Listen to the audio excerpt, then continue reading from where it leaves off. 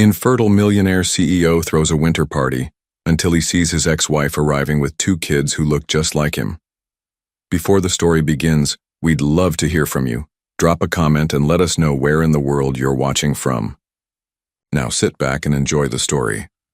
The glittering chandeliers of the Montgomery estate cast diamonds of light across the grand ballroom as Maxwell Montgomery, America's most celebrated tech innovator, surveyed his annual winter charity gala with quiet satisfaction. At 42, Maxwell had conquered Silicon Valley with his revolutionary medical technology company, Medinova, transforming from a scrappy startup founder into one of the wealthiest men in the country. "Another successful event, Mr. Montgomery," remarked his assistant, Rebecca, handing him a glass of champagne. "The donation total has already surpassed last year's by 30%.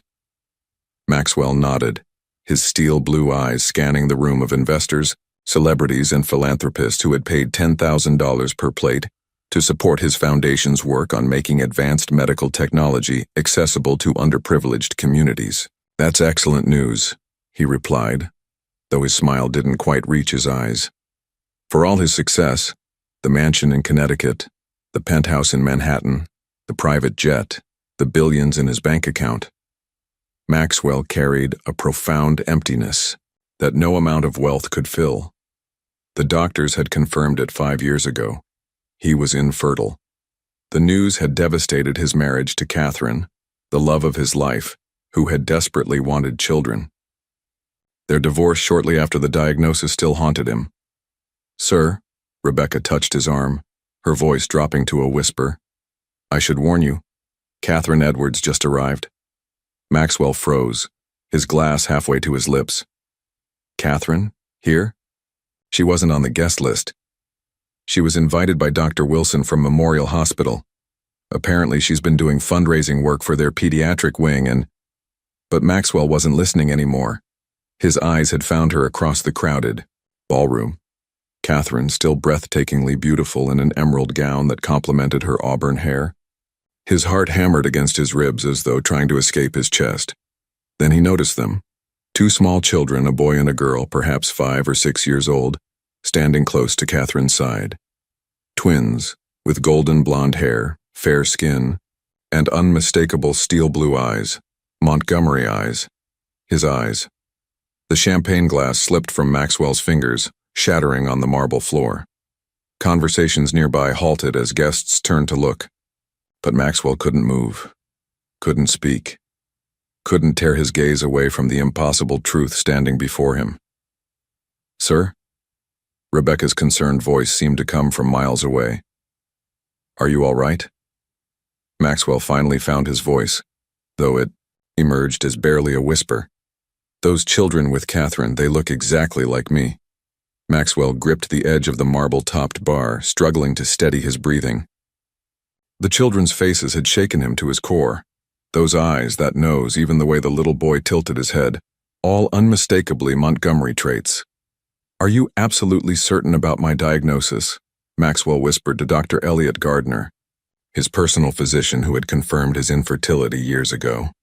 Dr. Gardner shifted uncomfortably. "Medicine isn't always exact, Maxwell. There's a small margin for—" "A small margin?" Maxwell's voice rose sharply before he caught himself. "You told me there was no chance. 0. Technically, I said the probability was extremely low." "Doctor," Gardner clarified, his eyes darting nervously around the room. "Tests can sometimes—" Rebecca appeared at Maxwell's elbow. "Sir, Catherine is approaching." Maxwell turned to see Catherine gliding across the floor, her emerald gown catching the light. The twins stayed close to her sides, their curious eyes taking in the splendor of the ballroom. "Maxwell?" Catherine's voice was controlled but strained. "It's been a long time." 5 years, he replied, unable to tear his gaze from the children. "You didn't tell me you had children." The girl whispered something to Catherine, who bent down to whisper back. The boy stared openly at Maxwell, studying his face with peculiar intensity. "I tried to reach you," Catherine said quietly. "Many times." A waiter passed with champagne. Maxwell reached for a glass but didn't drink. "I never received any messages," he countered, confusion clouding his features. Catherine's eyes hardened slightly. Your assistant Victor assured me the messages were delivered. Victor, Maxwell's former right-hand man who had left abruptly for a position with Lawrence Blackwood, Maxwell's chief rival. A chill ran through him as pieces began to click into place. I see, he said simply, though his mind raced with implications. The little girl tugged at Catherine's gown. Mommy, is this the man from the pictures? Catherine flushed, clearly uncomfortable. Emma, please give me a moment with Mr. Montgomery. The boy continued to stare, unabashed. You have eyes like mine, he declared suddenly. Maxwell knelt to the child's level, his heart pounding. What's your name? I'm Ethan. That's Emma. We're twins, he announced proudly. We're 5.5. 5.5. Maxwell did the math quickly. Conception would have occurred right before their separation, before the infertility diagnosis. Catherine? Maxwell's voice was barely audible. We need to talk. Before she could answer, the band struck up a new song, and the crowd surged around them. Not here, Catherine warned, her eyes darting to a nearby reporter scribbling notes. Not now. The crystalline sound of a spoon tapping against glass cut through the murmur of the ballroom. Lawrence Blackwood, CEO of Blackwood Technologies and Maxwell's most formidable competitor, stood on the small stage, commanding attention. Ladies and gentlemen, Lawrence announced, his voice smooth as velvet. As we celebrate tonight's charitable achievements, let's acknowledge our host Maxwell Montgomery. Applause rippled through the crowd. Maxwell nodded stiffly, acutely aware of Catherine and the twins standing just feet away. Maxwell's medical innovations have changed countless lives. Lawrence continued with a smile that didn't reach his eyes. Though I hear tonight might hold even more surprising revelations for him. A confused murmur swept through the crowd. Maxwell tensed, recognizing the subtle threat. Lawrence's gaze flickered meaningfully toward Catherine and the twins. As the speech concluded, Maxwell guided Catherine and the children to a quiet alcove away from prying eyes. Rebecca stood guard nearby, deflecting curious onlookers. How long has Lawrence known about the children? Maxwell asked, his voice low. Catherine's eyes widened. I don't discuss our children with Lawrence. Our children, Maxwell repeated, the words foreign on his tongue. Are they mine, Catherine? She met his gaze directly. Yes, Maxwell. They are yours. The confirmation, though expected, hit him like a physical blow. He steadied himself against the wall. I tried to tell you. Catherine continued. I called, emailed, even came to your office, but Victor always intercepted me. Eventually, I received legal documents from your team warning me against further contact. I never authorized any such documents, Maxwell said, shock evident in his voice. Their conversation halted as Emma wandered away from the alcove, drawn by the glittering decorations. She approached a towering ice sculpture, reaching out her small hand to touch it. Emma, careful, Catherine called. Maxwell moved faster, catching up to the little girl and gently guiding her hand away from the ice. It's very cold, he explained, kneeling to her level. It might stick to your fingers. Emma studied him with curious eyes, his eyes. Are you my daddy? She asked innocently. The question hung in the air between them, stealing Maxwell's breath. Before he could respond, a camera flash exploded nearby.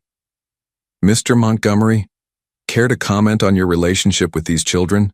Called a voice Maxwell, recognized as James Carter, a notorious tabloid journalist.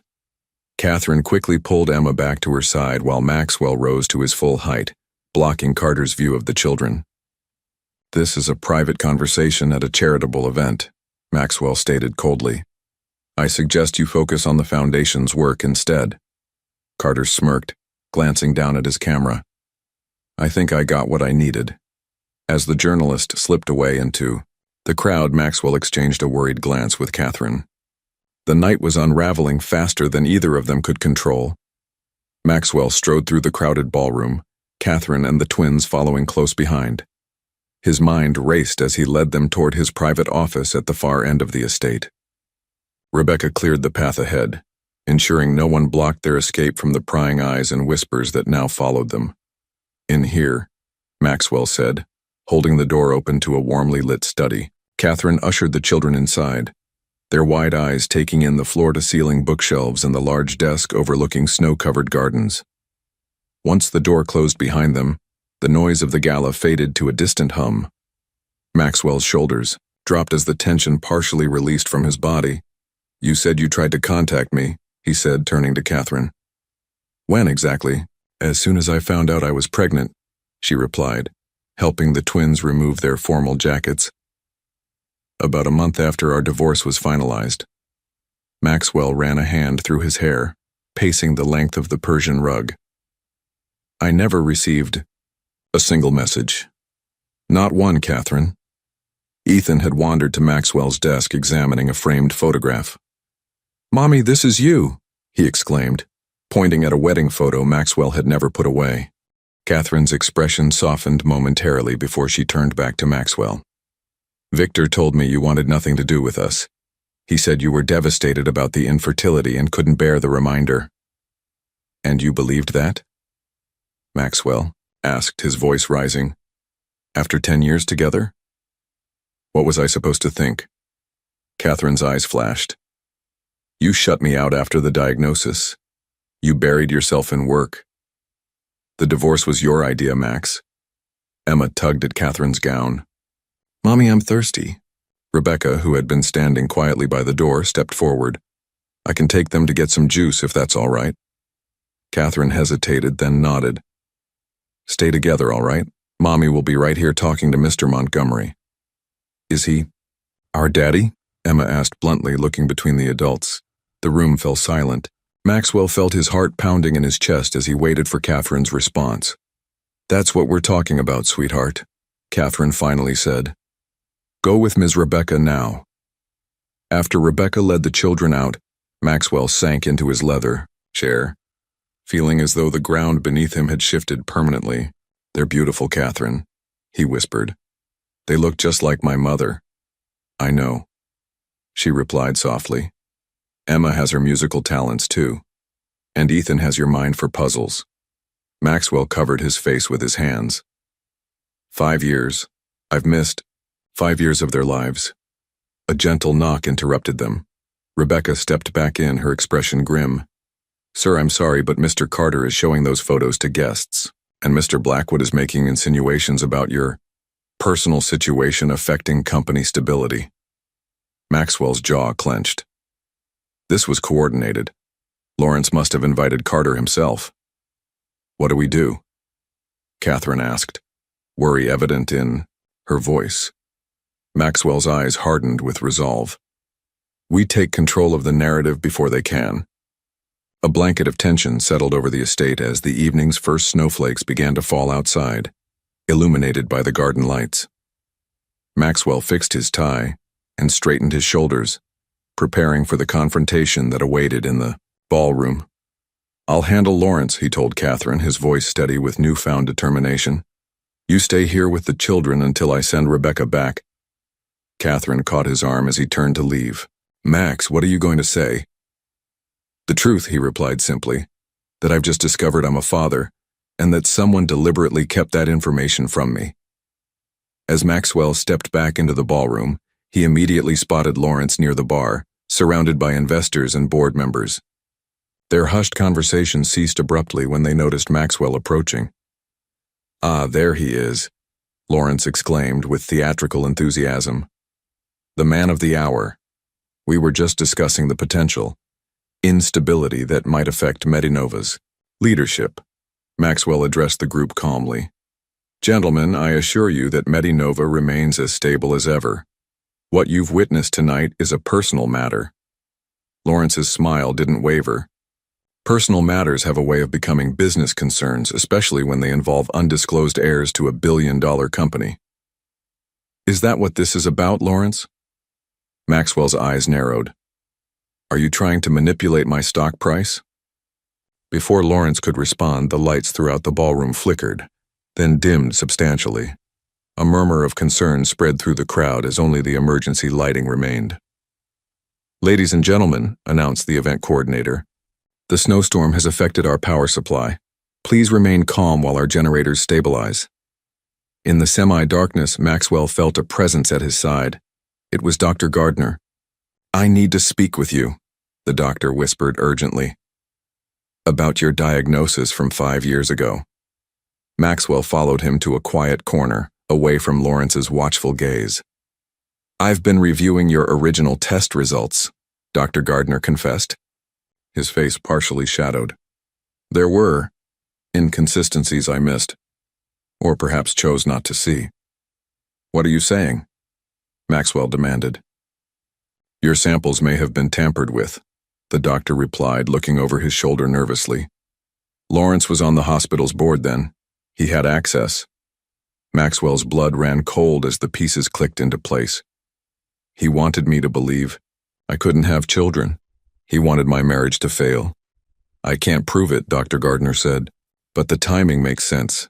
Right after you rejected his buyout offer." A crash from across the room interrupted them. In the dim light, Maxwell could make out Rebecca hurrying toward him, her face pale with worry. "Sir," she gasped, "you need to come quickly.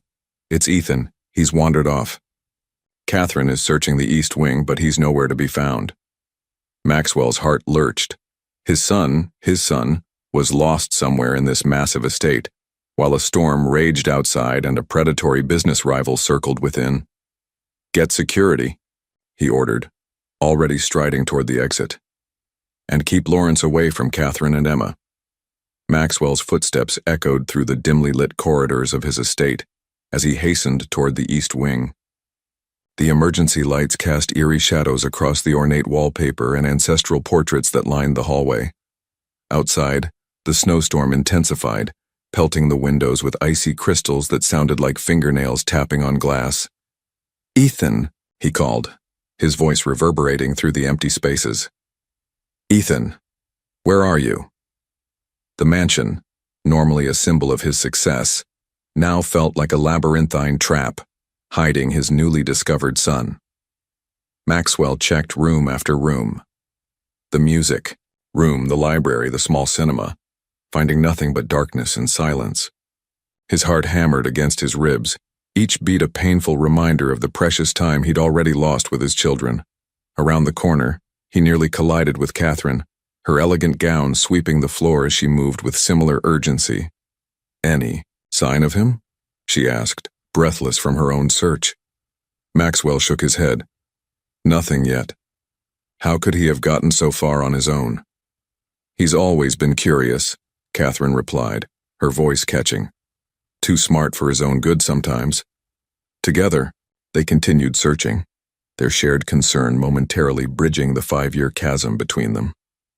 As they approached Maxwell's private study, a room he'd intentionally kept locked, they noticed the door slightly ajar, a sliver of light spilling into the hallway.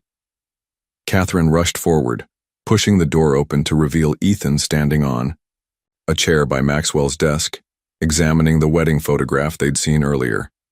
The boy looked up, startled by their sudden entrance, but not remotely concerned about the panic he'd caused. "You found me," he said simply, still holding the silver frame in his small hands.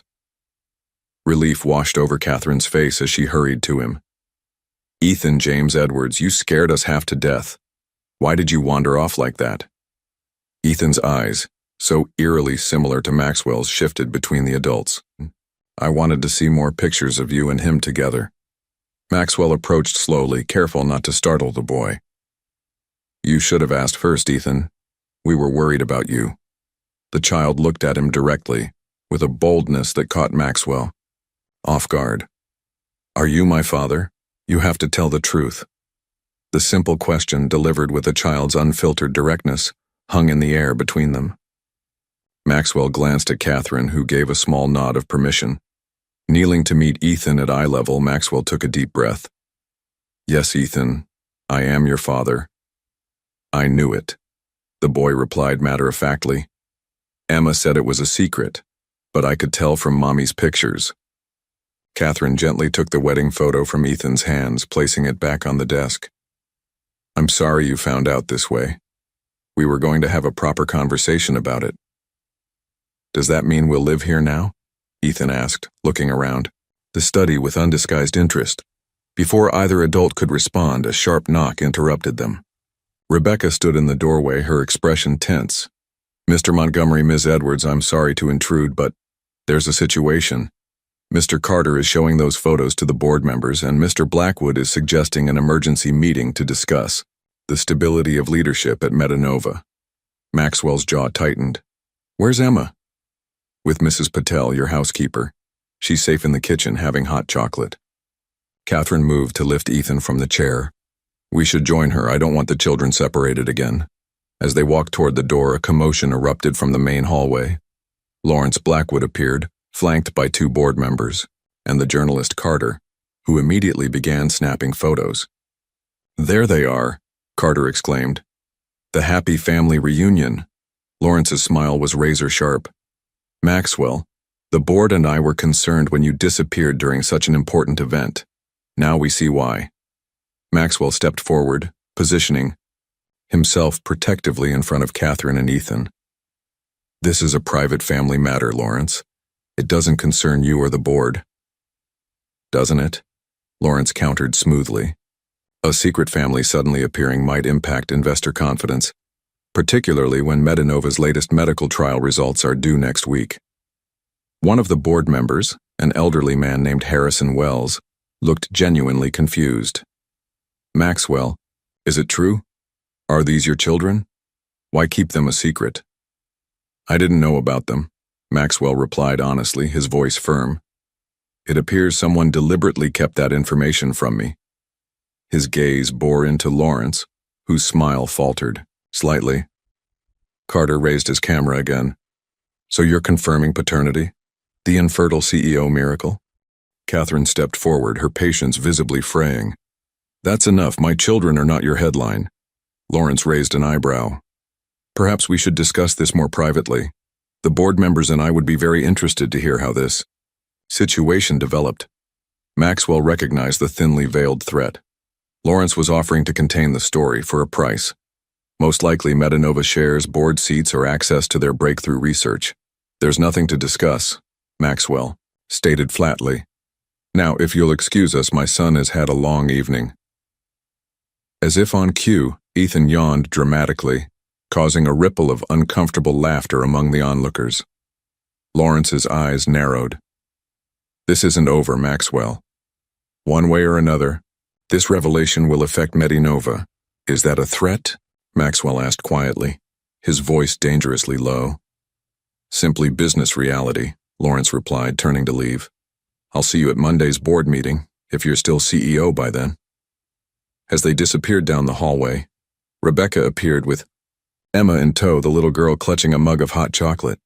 Ethan, she exclaimed, rushing to her brother. You missed the cookies. Catherine knelt, gathering both children close. Are you two all right?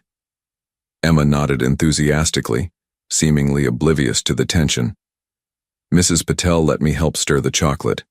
She says I have a good stirring arm. Despite everything, Maxwell couldn't help but smile at his daughter's simple joy. In that moment, watching Catherine with their children, he felt a clarity he hadn't experienced in years. We need to talk strategy, he said quietly to Catherine. Lawrence won't stop until he gets what he wants. Catherine nodded, her eyes reflecting the same determination he felt. Then we'll have to make sure he doesn't. The kitchen of the Montgomery estate hummed with quiet activity as Mrs. Patel, the housekeeper, prepared a fresh batch of hot chocolate for the twins. Emma and Ethan sat at the large island counter, their legs dangling from the high stools, occasionally whispering to each other as only twins can. Maxwell and Catherine stood by the kitchen's bay window, speaking in hushed tones while keeping the children in their line of sight. Outside, the snowstorm had intensified, blanketing the estate grounds in pristine white. The weather report on the small kitchen television warned of road closures throughout Connecticut. We're effectively trapped here tonight, Maxwell noted, watching the snow pile up against the window. No one's leaving until morning. Catherine nodded, absently twisting her emerald bracelet, a nervous habit Maxwell remembered well from their marriage. I should call my mother. She'll be worried. If she sees anything on social media before hearing from me. Use my office phone, Maxwell offered. More private than a cell call. Rebecca entered the kitchen, her tablet in hand. Sir, I've just received word that Carter has already filed a preliminary story with his editor. It's scheduled to break online within the hour. Maxwell's jaw tightened. What's the angle? Infertile billionaire's secret family revealed. Rebecca read, her expression apologetic. There's more, but it's mostly speculation and quotes from unnamed close sources. To the family. Lawrence, Catherine muttered. He's feeding them information. Maxwell ran a hand through his hair, frustration evident in the gesture. We need to get ahead of this. Rebecca, contact our PR team. I want a statement prepared immediately. What kind of statement? Catherine asked cautiously.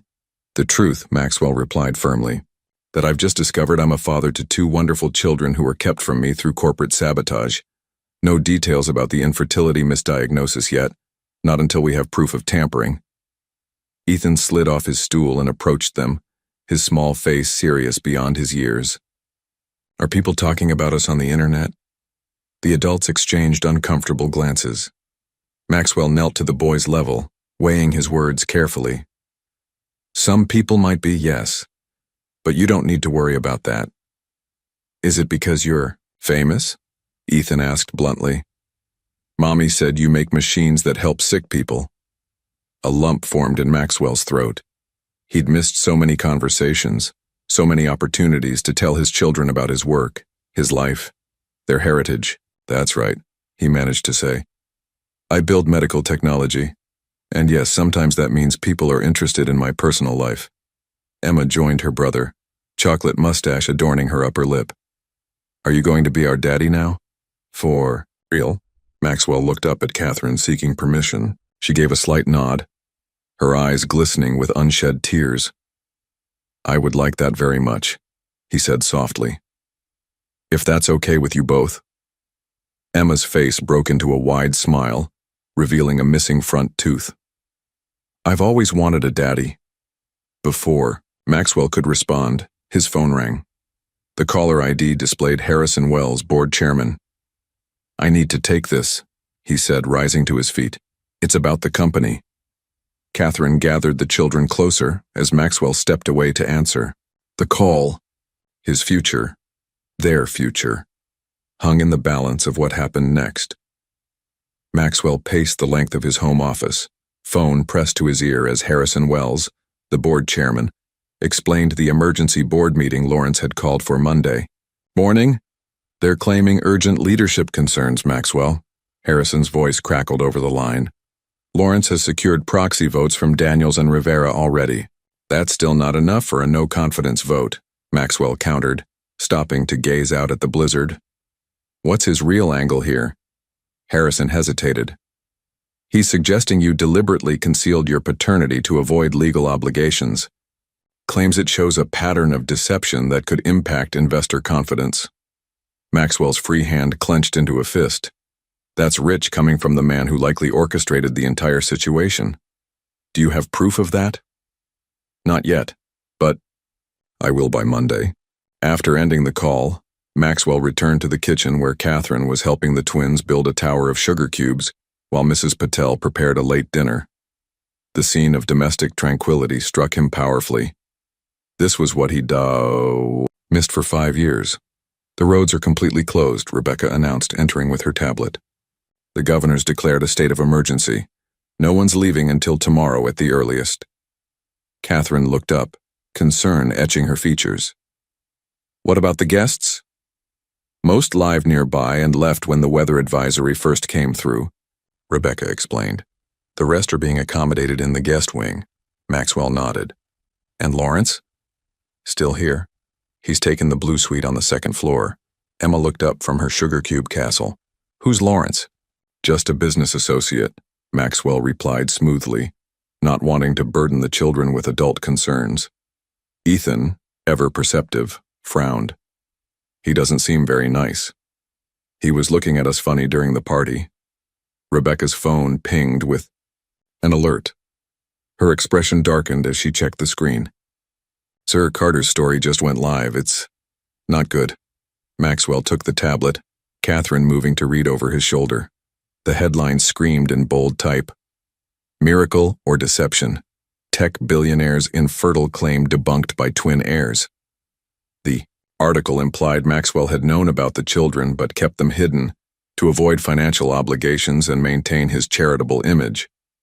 It quoted sources close to the family, claiming Catherine had been silenced with hush money. That's absurd.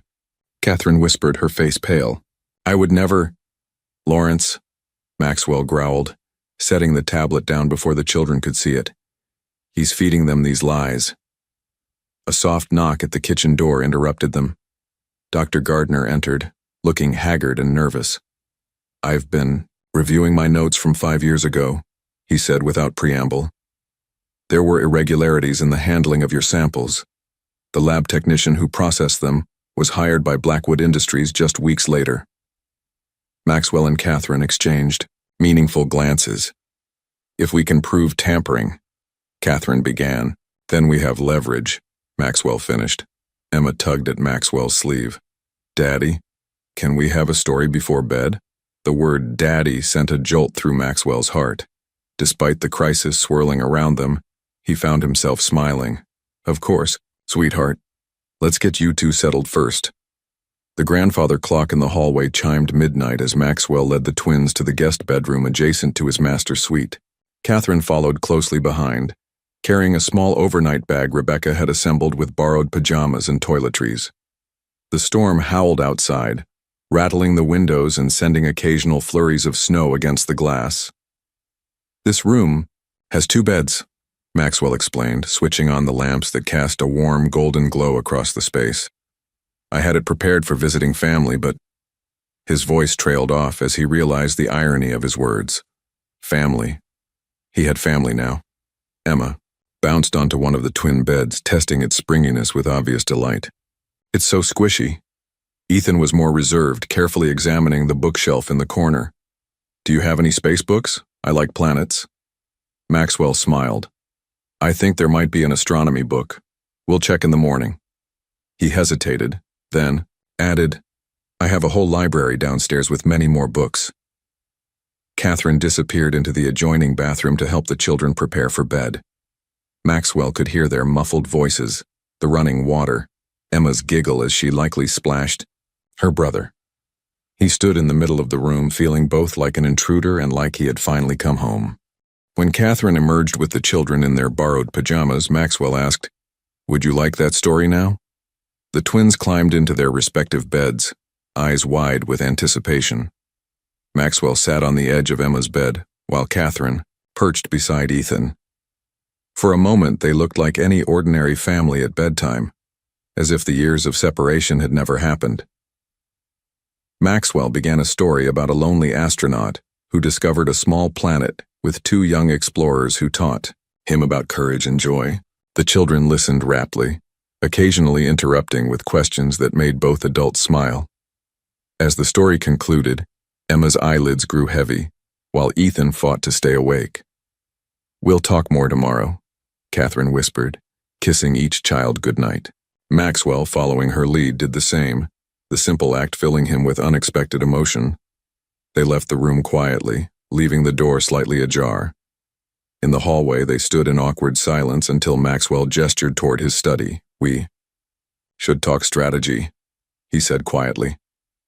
Lawrence won't waste any time.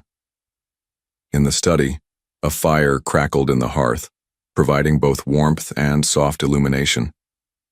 Catherine sank into one of the leather armchairs, suddenly looking exhausted.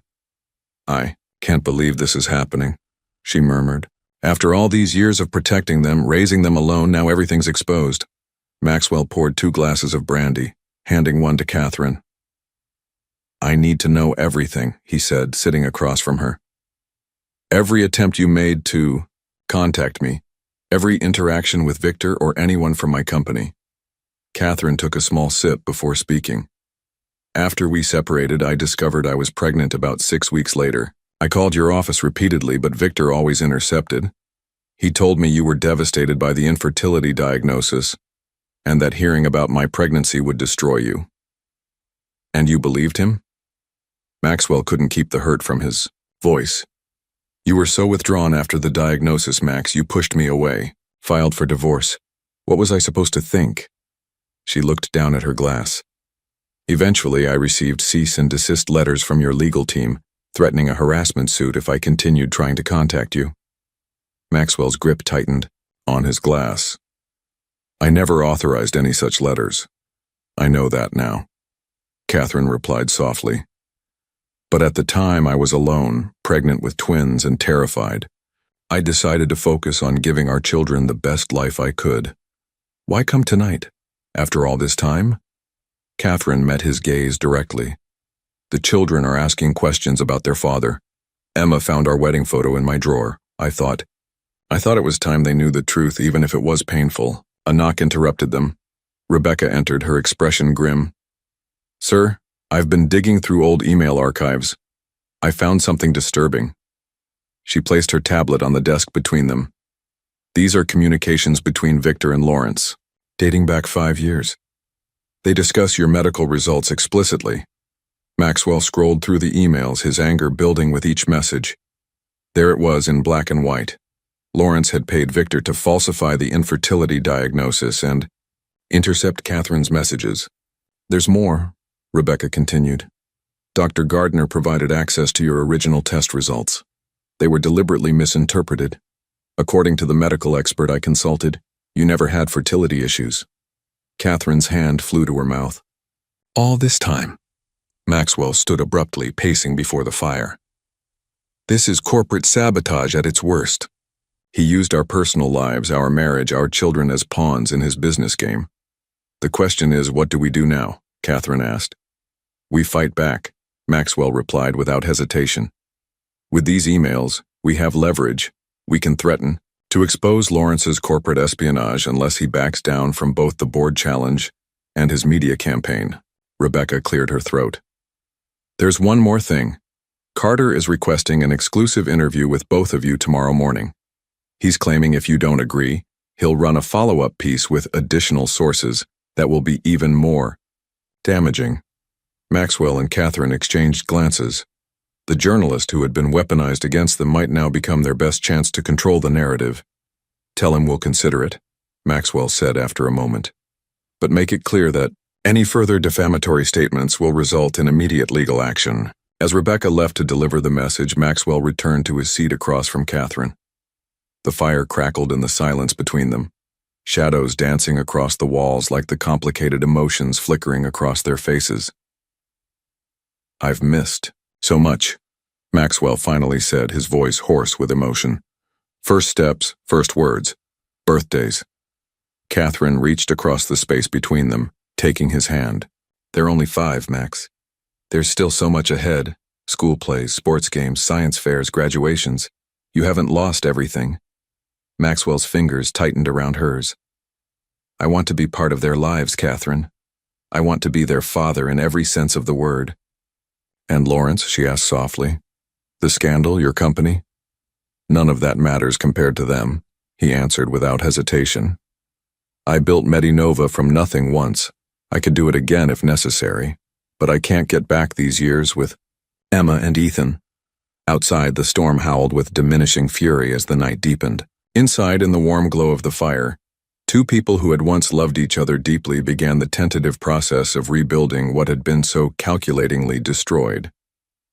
The first pale rays of morning light filtered through the study windows as Maxwell reviewed the documents Rebecca had assembled throughout the night.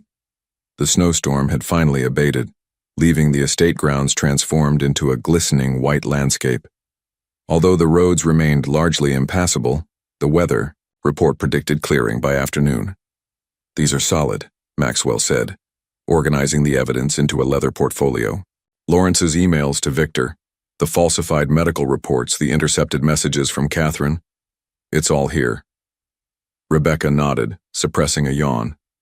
She had worked tirelessly, reaching out to former employees and digging through archived files to build their case. The board members should find it compelling, especially since 3 of them were targeted by similar tactics in the past. A soft knock at the door interrupted them. Catherine entered, already dressed in clothes borrowed from Rebecca's wardrobe, simple black slacks and a burgundy sweater that complemented her auburn hair. "The twins are still asleep," she said, accepting the coffee Maxwell offered. "What time is Carter arriving for the interview?" 10 o'clock, Rebecca replied. "I've set conditions. No ambush questions, no photographs of the children, and we review the piece before publication." Maxwell's phone rang. Harrison Wells again, he answered on speaker. "Maxwell, Lawrence is making his move earlier than expected." Harrison's voice crackled. "He's called for an emergency virtual board meeting at noon today, citing urgent governance concerns requiring immediate attention." Maxwell exchanged glances with Catherine. "He's trying to force a vote before we can present our evidence." "Precisely," Harrison confirmed. "I've delayed as much as possible, but he's secured enough support to proceed. You need to be prepared." After ending the call, Maxwell turned to Catherine, determination etched on his face. "We need to change our approach. Instead of defending, we attack. Carter's interview is our platform." Catherine's eyes widened. "You want to publicly expose Lawrence?" "It's our best option," Maxwell replied, running a hand through his disheveled hair. "We reveal the evidence during the interview, then present it formally at the board meeting." At that moment, Ethan appeared in the doorway, hair tousled, from sleep, clutching his borrowed pajamas. "Is there breakfast?" he asked matter-of-factly. "Emma's hungry too." Maxwell smiled despite the tension. "Of course. Let's find Mrs. Patel and see what she can prepare."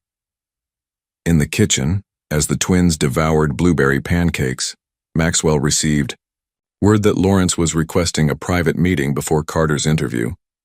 "He knows we have something," Catherine whispered, watching the children from across the kitchen. "He's trying to negotiate."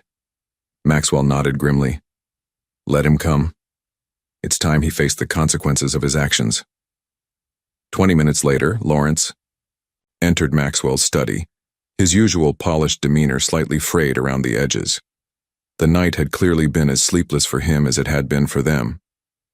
"Maxwell," he began smoothly, declining the offered seat. "I think we've gotten off on the wrong foot.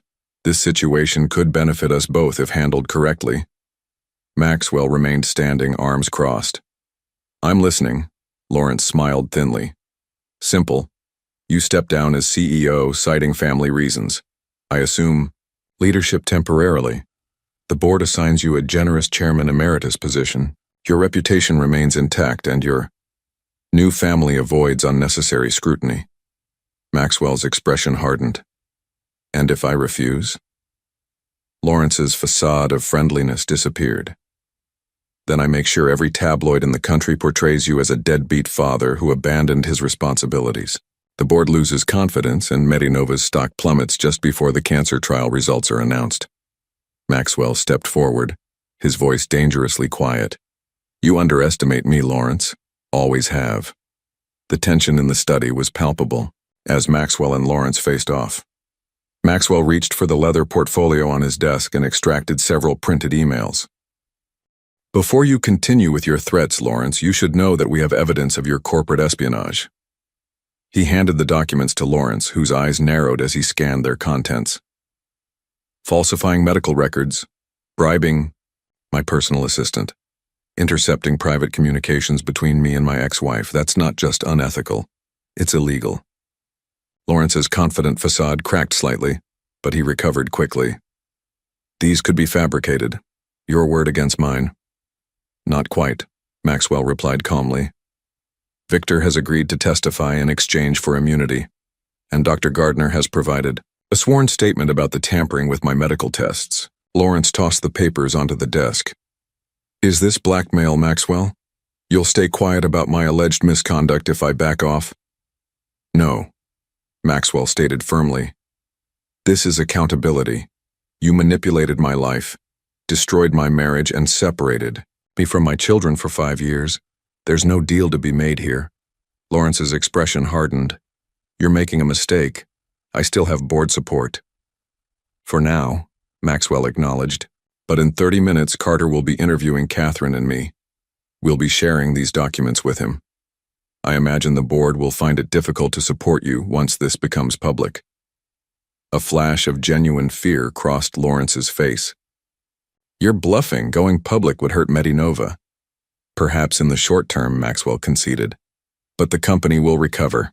Can you say the same about your reputation? The door opened and Rebecca appeared. Mr. Montgomery, Mr. Carter has arrived early. He's waiting in the parlor. Lawrence's jaw tightened. This isn't over. Actually, it is, Maxwell replied. You have two choices. Resign from the board immediately and cease all hostile actions, or face the consequences of a public expose and potential criminal charges. After Lawrence stormed out, Catherine entered, concern evident in her expression. What happened? He's cornered and he knows it, Maxwell replied, gathering the documents. Where are the twins? With Mrs. Patel making snow angels in the courtyard, Catherine said with a small smile. They're having the time of their lives. Maxwell moved to the window, watching his children playing in the snow, their laughter faintly audible through the glass. Emma was attempting to create a perfect angel shape, while Ethan appeared to be constructing a miniature snow fortress nearby. They deserve better than to have their lives become tabloid fodder, he said quietly. Catherine joined him at the window. What are you thinking? Maxwell turned to face her. I'm thinking we change the interview approach. Instead of exposing Lawrence, we focus on our family story. The corporate sabotage becomes a footnote rather than the headline. A positive narrative instead of a vengeful one, Catherine nodded. But what about Lawrence and the board meeting? I'll handle that separately, Maxwell replied. Harrison has enough influence to help me weather this storm, and once Lawrence realizes we're not publicly crucifying him, he might take the quieter exit we've offered. Rebecca appeared at the door again. Mr. Carter is getting impatient, and the board meeting has been moved up to 11:30. Maxwell straightened his tie, a new resolve evident in his posture. Let's go tell our story, the real story. The parlor of the Montgomery estate provided an elegant backdrop for the interview. Carter sat across from Maxwell and Catherine, digital recorder placed between them. His initial smugness replaced by genuine journalistic interest as the story unfolded. So to clarify, Carter said, you're stating that you only discovered you were the father of these children yesterday evening at your own charity gala. Maxwell nodded, his composure steady despite the emotionally charged topic. That's correct. For 5 years I believed I was infertile due to a medical diagnosis that, as we now know, was deliberately manipulated. And you, Ms. Edwards, Carter, turned to Catherine. You attempted to inform Mr. Montgomery about the pregnancy? Multiple times, Catherine confirmed. I made calls, sent emails, even visited his office in person. Each time I was intercepted by his then-assistant, who assured me Maxwell wanted nothing to do with me or the children. Carter's eyebrows rose. That's quite an elaborate deception. Do you have evidence to support these claims?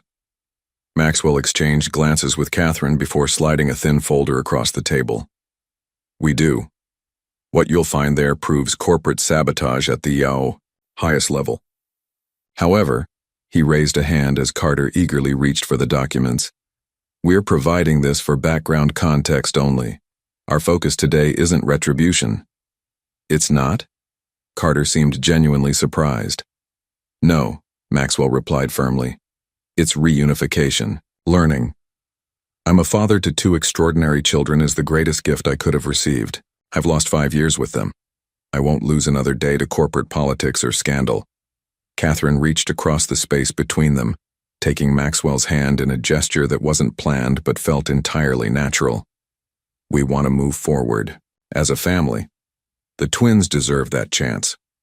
Carter studied them, his reporter's instinct sensing the authenticity of their words. And what about Medinova? Your company's stock will likely react to this news. Medinova's mission has always been improving lives through medical technology, Maxwell replied. That mission remains unchanged. If anything, becoming a father has strengthened my commitment to creating a healthier world for all children. As the interview continued, sounds of childish laughter filtered through the parlor windows.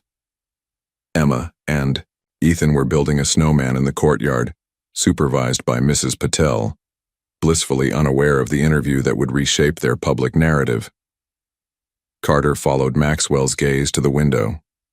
"Would you introduce me to your children after we conclude?" "No photographs," Catherine stipulated firmly. "Agreed," Carter nodded, switching off his recorder. "I think I have everything I need. This is quite different from the story I expected to write." "Truth often is," Maxwell replied, rising from his seat.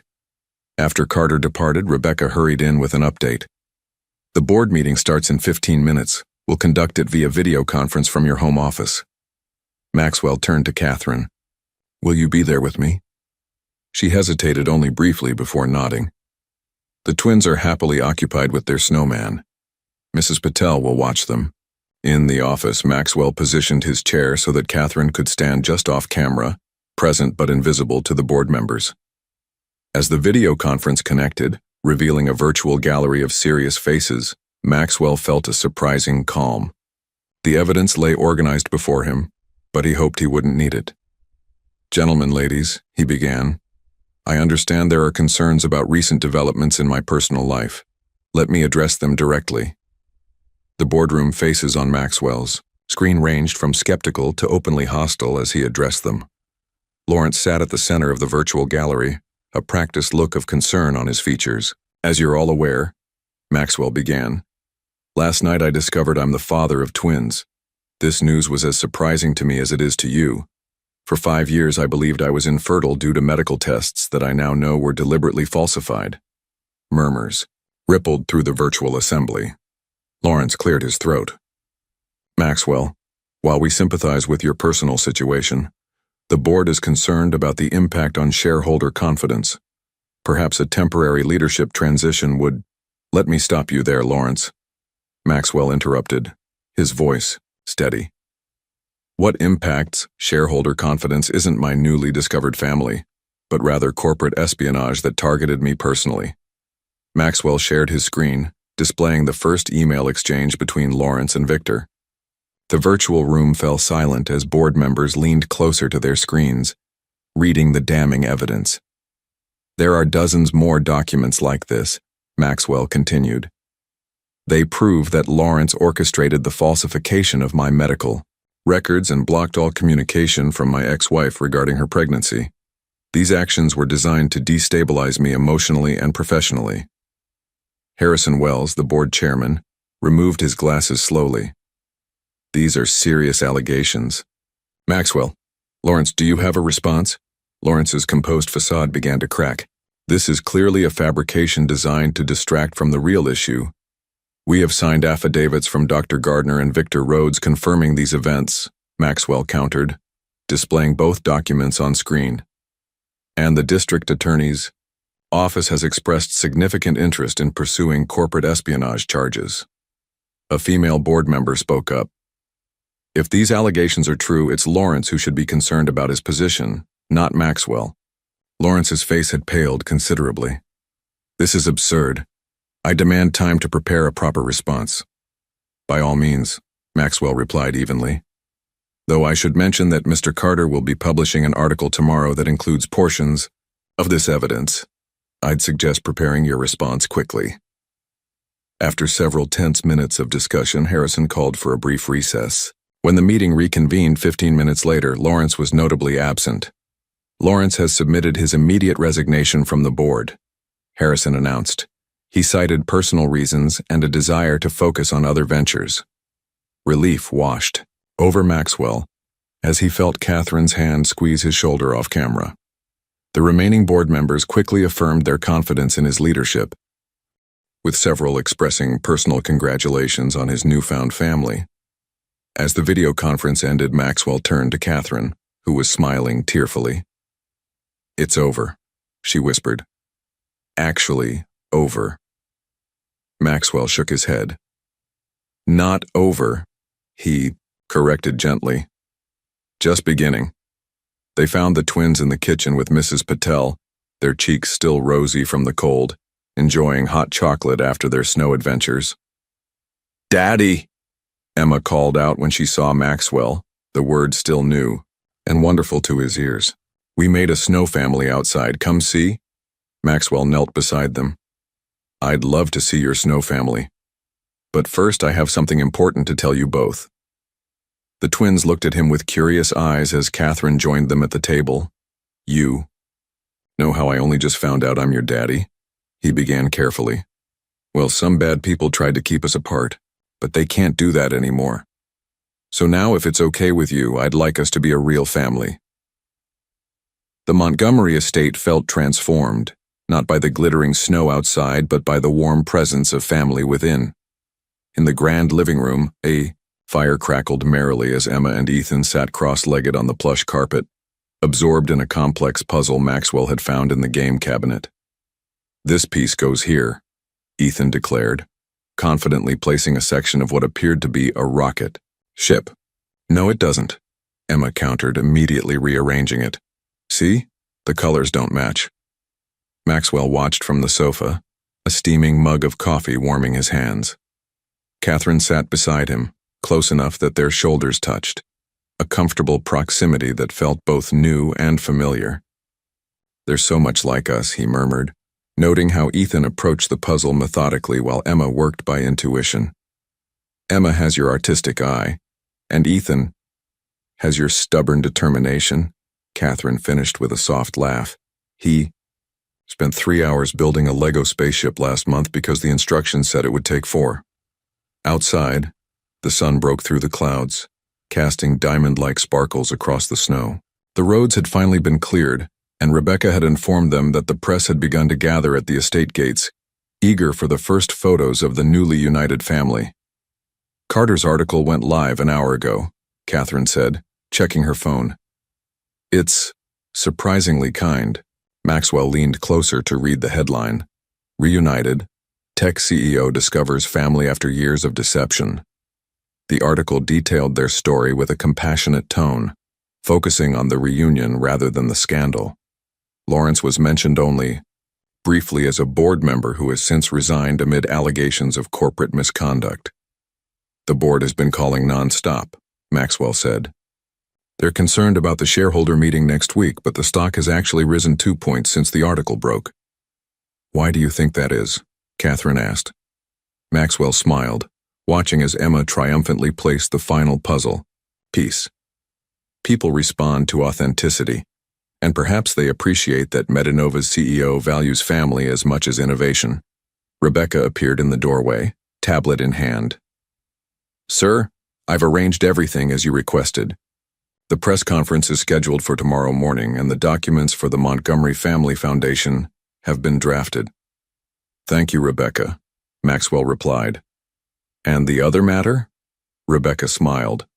The realtor will show Ms. Edwards and the children the house on Maple Street this afternoon if they're interested. Catherine looked at Maxwell questioningly. House on Maple Street? It's 3 blocks from here, Maxwell explained. I thought. Well, I know we have a lot to figure out, but I wanted you and the children nearby. The house has a beautiful garden.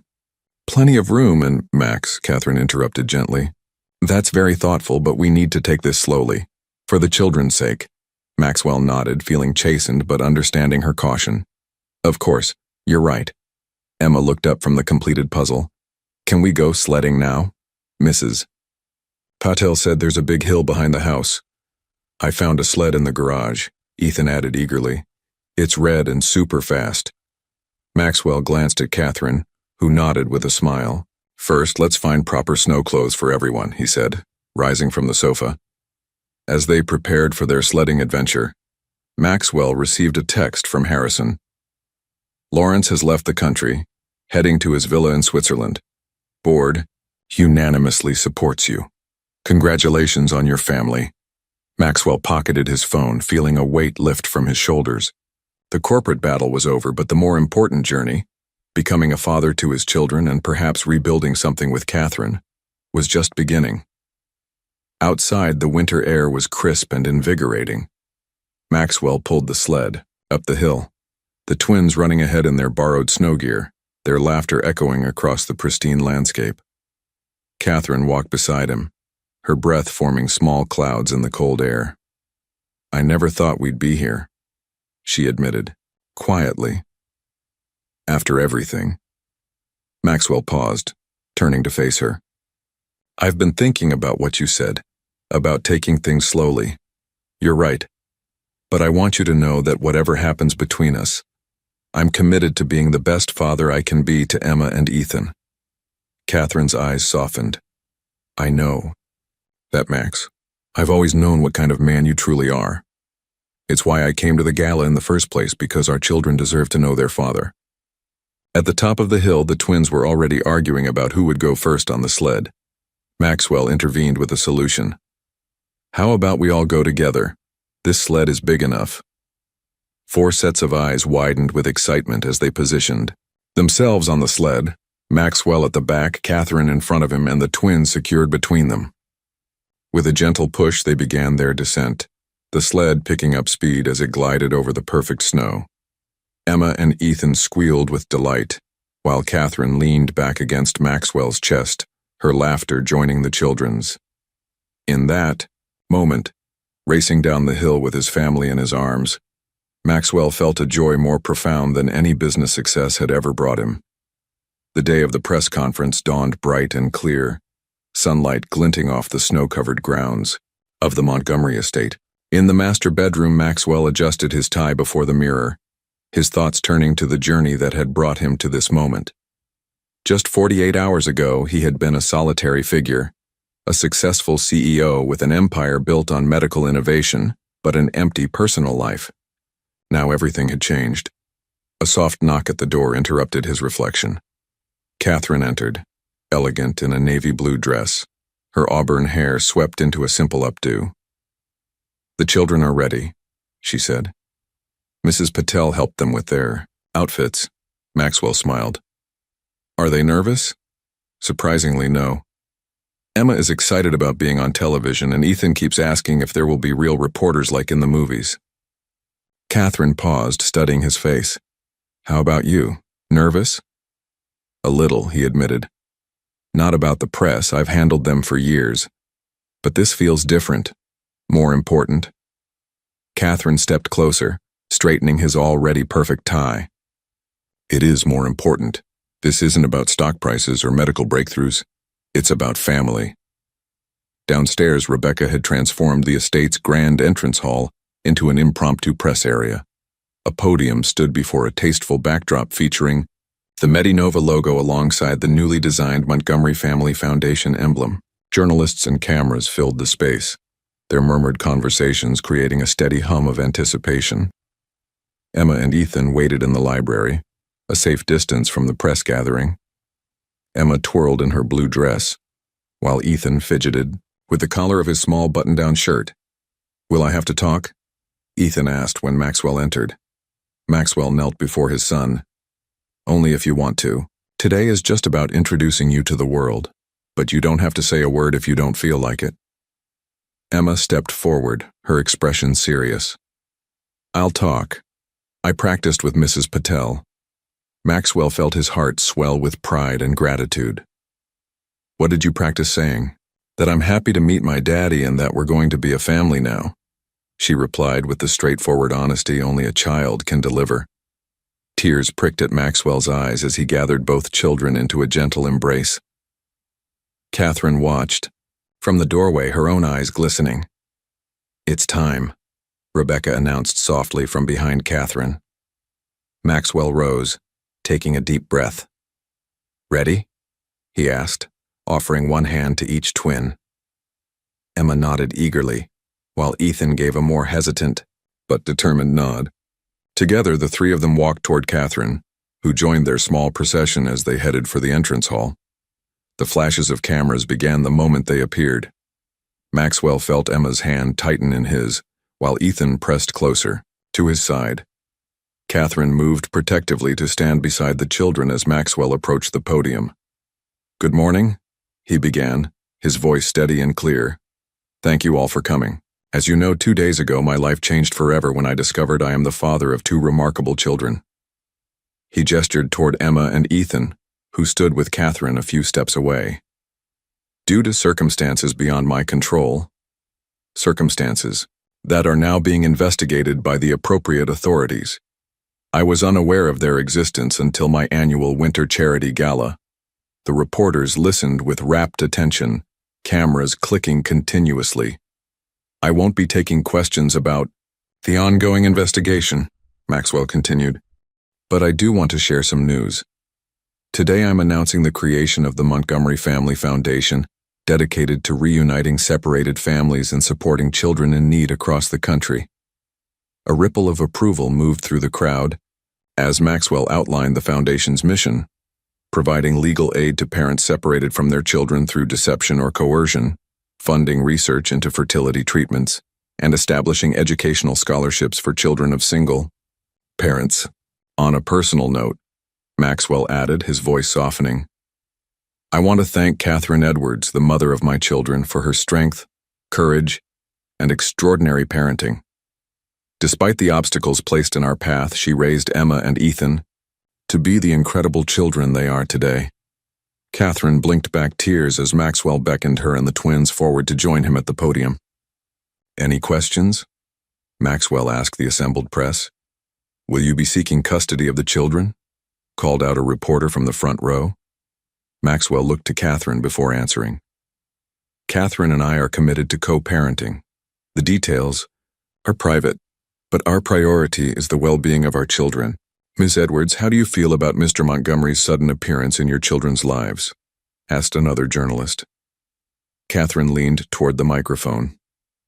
I always hoped this day would come. Max, Mr. Montgomery, has already shown himself to be the father I always knew he could be. Emma, apparently deciding it was her turn, stepped forward and stood on tiptoe to reach the microphone. I always wanted a daddy, she announced to the crowd, her voice clear and confident despite its childish pitch. And now I have the best one. A collective awe rose from the press corps, followed by appreciative laughter and applause. Ethan, not to be outdone, whispered something to Maxwell, who lifted him up to reach the microphone.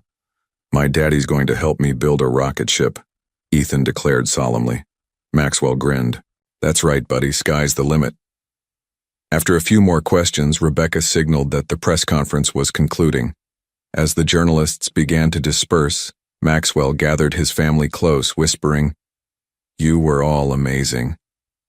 Later that afternoon, as the winter sun began its early descent, Maxwell stood in the doorway of the estate's sunroom, watching Catherine read a story to the twins.